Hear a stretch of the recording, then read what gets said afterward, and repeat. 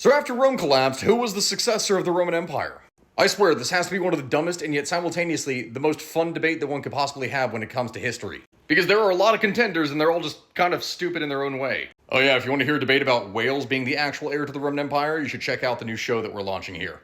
Now, of course, when we talk about this, the real historical example is that after the collapse of the Western Roman Empire, the Eastern Roman Empire still continued, which was still, technically speaking, Rome, and that would continue all the way until the 15th century. This is a state that was ultimately conquered by the Ottoman Empire, which, although Islamic, would still claim to then be the heir of Rome. Naturally, the rest of Europe was just like, no, you are not.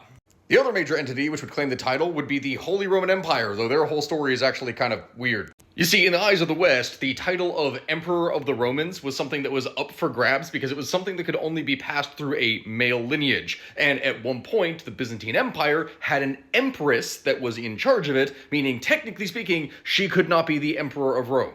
After them, you have the Russians, which claim to be the third Rome by virtue of inheriting the Orthodox Church and simultaneous through marriage pacts with the Byzantines. And the people who follow that train of logic with the Russians end up actually falling into a very funny joke. The founder of the Russian Empire would claim to be the heir of Rome, the Russian Empire would exist for several hundred years, it gets absolutely wrecked in a civil war and is taken over by the Soviet Union, thus leaving Finland as the sole heir of the Roman Empire.